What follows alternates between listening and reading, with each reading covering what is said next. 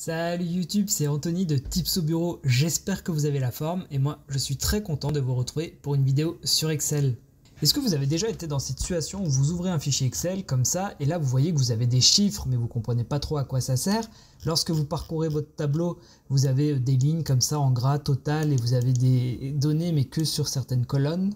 Lorsque vous appuyez sur les boutons en haut, ça vous rétracte votre tableau, mais vous ne comprenez pas trop pourquoi. On a un total 1, total 2. Vous pouvez le rétracter, mais vous ne comprenez pas trop à quoi servent ces chiffres. Bref, vous êtes perdu. En réalité, là, il s'agit de sous-totaux. Et c'est quelque chose qui va nous permettre de mettre en forme et de soutirer à une base de données des informations comme on les veut. Mais c'est sûr que la première fois qu'on le voit, on n'est pas forcément à l'aise avec. Je vais donc vous apprendre dans cette vidéo à appréhender les sous-totaux sur Excel et à comprendre comment utiliser un fichier Excel que vous recevez avec déjà des sous-totaux en place. Donc, on va reprendre notre fichier de base, qui est celui-là. Donc c'est le même fichier que précédemment mais sans les chiffres en haut à gauche.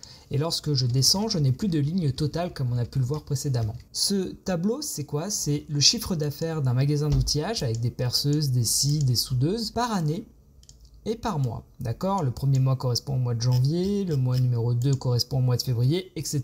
Je pense que vous avez compris. Nous avons les quantités, le chiffre d'affaires et après nous avons d'autres données qui nous permettent de calculer notre marge, qui est notre résultat au final. Bref, ce n'est pas un cours de compta, c'est un cours sur Excel. Donc là, imaginons que vous vouliez savoir, par exemple, par année, quelle est votre somme de chiffre d'affaires. Alors bon, si vous commencez à maîtriser un petit peu Excel, il y a plein de moyens différents de savoir ça. Mais l'un de ces moyens, c'est d'utiliser les sous-totaux. Et ça va vous permettre d'un seul coup d'œil de savoir le chiffre d'affaires par année.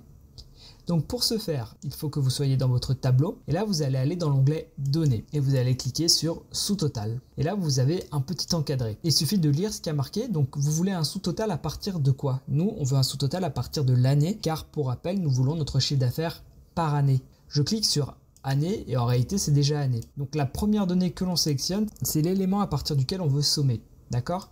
Ensuite, on utilise quoi comme fonction? Donc nous, c'est des sous-totaux, donc on va utiliser la fonction somme. Et par la suite, il nous demande d'ajouter un sous-total A. Et ensuite, on a toutes nos colonnes avec des petites cases à côté. Et en réalité, on va cliquer sur toutes les cases que l'on veut sommer. Donc là, par défaut, ça me propose de sommer margé, je me suis trompé dans la frappe, en pourcentage. Donc nous, on va décocher ça. Nous, ce qu'on veut, c'est le total du chiffre d'affaires. Donc on va sélectionner chiffre d'affaires et on veut potentiellement la quantité.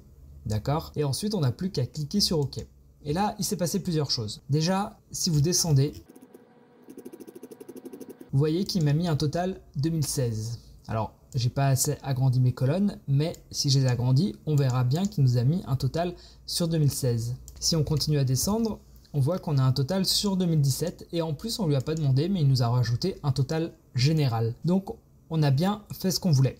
Sauf que là, petit problème, je suis obligé de scroller comme ça avec ma souris pour aller voir le total 2016. Et une fois que j'ai atteint le total 2016, je suis obligé de scroller encore pour aller voir le total 2017. Là, nous avons le total 2016 et il faut que j'aille tout en bas de mon tableau pour voir le total 2017. Donc Excel, ce qui nous a mis en place, c'est le moyen en un clic d'avoir les données comme on le souhaite. Vous voyez ici, on a les chiffres. Donc ce qu'il faut savoir, c'est que plus le chiffre est grand, plus on a du détail. Donc là, actuellement, on a le détail maximum, c'est-à-dire qu'on a toutes les lignes dans notre tableau. Donc nous sommes sur 3. Si je clique sur 3, il ne va rien se passer parce que nous sommes déjà sur 3. Nous pouvons décider d'aller à un niveau de détail inférieur et ça ne nous donnera que les sommes. Donc si nous cliquons sur 2, nous aurons les sommes par année, qui est le sous-total que l'on a fait. D'accord? Donc j'ai cliqué sur 2 et là on a total 2016, total 2016. Donc là, d'un seul coup d'œil, soit j'appuie sur 3 et j'ai tout mon détail, soit j'appuie sur 2 et j'ai l'information totale qui est celle qui m'intéresse. Donc vous commencez à comprendre l'utilité de ces onglets là-haut, ça permet vraiment de mettre les données comme on a envie de les voir à l'instant T. Et là on voit que nous avons la possibilité de rétrécir encore un peu. Si je clique sur un, nous n'avons que le total général. Donc 3 plans, le plan avec tout le détail, le plan uniquement avec les sous-totaux qu'on vient de créer et le plan avec le total général. Je vais me permettre d'aller un tout petit peu plus loin sur les sous-totaux.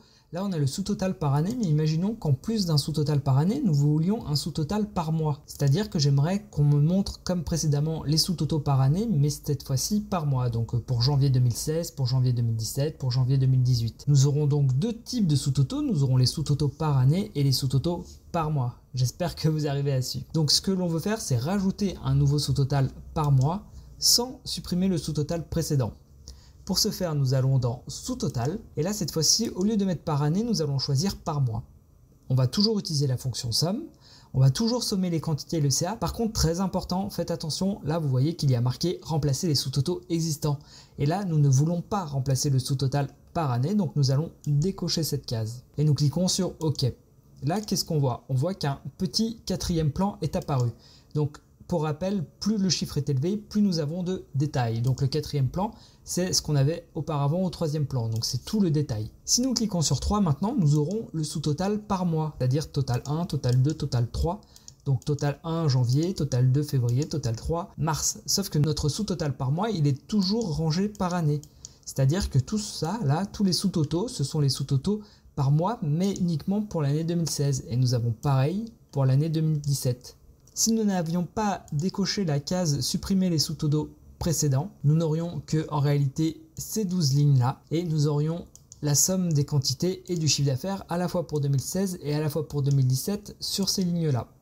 Et nous n'aurions rien de plus en dessous. D'où l'importance d'avoir décoché cette case pour que ça reste rangé par année, ce qui nous, dans notre cas, fait plus de sens. Si nous cliquons sur 2, nous revenons à un total uniquement par année. Et si nous cliquons sur 1, nous sommes uniquement sur un total général. Donc, je pense que vous l'avez compris, à chaque fois, on perd un peu en détail. Voilà comment on utilise globalement les sous-totaux sur Excel. C'est vraiment pas compliqué. En réalité, tout se fait une fois que vous avez cliqué sur sous-total. Vous choisissez ce que vous voulez. Et soit vous voulez créer des nouveaux sous-totaux, soit vous voulez tenir compte des sous-totaux précédents. Ensuite, vous faites votre schmilblick. A noter que lorsque vous voulez faire plusieurs sous-totaux comme on l'a fait là, il est important de partir du plus grand contenant pour arriver au plus petit contenant. Là, nous avions d'abord les sous-totaux par année, puis par mois. Les années est un plus grand contenant que les mois, parce que dans les années, il y a les mois. Donc, il fallait d'abord commencer par un sous-total par année et ensuite faire un sous-total par mois. Bref, j'espère que j'ai été clair. De toute façon, c'est en faisant que vous allez assimiler tout ça. Maintenant, dernière éventualité, imaginons que vous ouvriez un fichier qu'on vous a envoyé et vous voyez que vous avez des sous-totaux et vous n'aimez pas ça parce que vous préférez travailler avec des formules, chose que je peux comprendre, j'ai mis très longtemps à accepter d'utiliser des sous-totaux. Donc pour les supprimer, c'est très simple, vous retournez dans sous-total et là vous voyez que vous avez le bouton supprimer tout. Vous cliquez dessus et c'est fini. Plus de chiffres en haut à gauche, plus de plans, plus de sous-totaux dans le tableau. Voilà les amis, je pense qu'on a fait à peu près le tour des sous-totaux. Si vous avez des questions, n'hésitez pas à les poser en commentaire. Merci beaucoup pour avoir visionné cette vidéo. Si vous voulez m'encourager, n'hésitez pas à mettre un j'aime, n'hésitez pas à vous abonner. Je vous dis à très bientôt pour d'autres vidéos.